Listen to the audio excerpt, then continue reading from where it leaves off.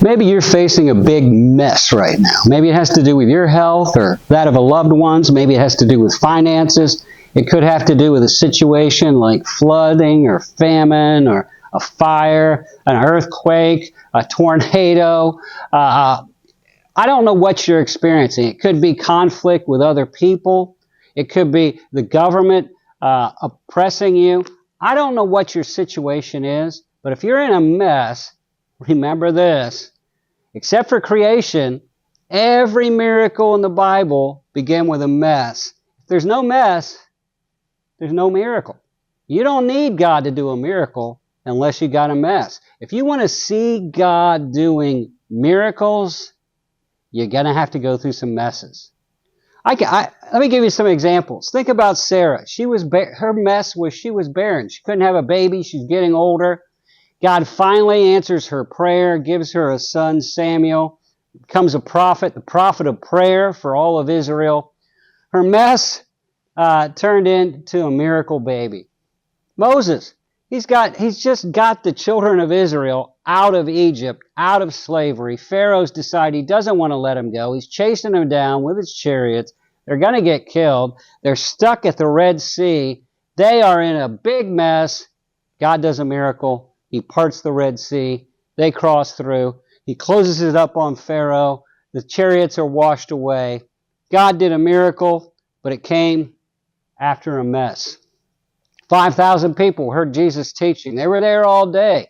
Nobody had any food except one little boy with 5 loaves and 2 fishes. And they're hungry. That's the mess. The miracle, God multiplied the 5 loaves and 2 fishes, and everybody had enough, plus they had 12 baskets left over. The widow and her son were starving. They were starving to death. There was a famine in the land. Elijah went to God, and God gave them unending flour, unending oil, so they had food to eat every day through the famine. God brought the miracle out of their mess. 3 Hebrew men, Shadrach, Meshach, and Abednego. To obey God, they would get thrown into the fiery furnace, the furnace of execution. They obeyed God anyway. The mess was they got thrown into the fiery furnace.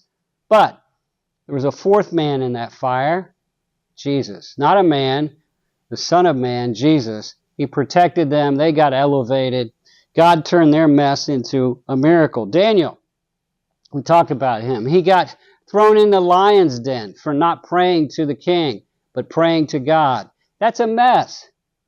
A miracle, God sent an angel, protect him from the lions. The king gave his testimony to the whole nation. Bartimaeus, he was blind. He couldn't see. He's got a mess. But God sent a miracle, and he was healed, and he could see. Man filled with demons. He was living in the cemetery, among the tombs. He was cutting himself. He was shrieking in agony. He was filled with demons. Jesus delivered him from the demons. He became a steady, strong, stable man who gave his testimony to a bunch of people, sparked a revival in his community, actually. He got freedom out of the mess of being demonized. 10 men had leprosy. They were outcast. That's a mess, a huge mess. But Jesus gave them all healing. They were made just like new. Peter, thrown in prison for preaching the gospel. That's a mess. James had just been executed for preaching the gospel. The church prayed. God sent an angel. He rescued Peter. That's a miracle. Came from a mess. Lazarus, big mess. He's dead. His sisters, they're brokenhearted. He's the friend of Jesus. Jesus is weeping. He's dead. That is a mess. The miracle, Jesus raised him from the dead. That miracle would never have happened without the mess of Lazarus dying.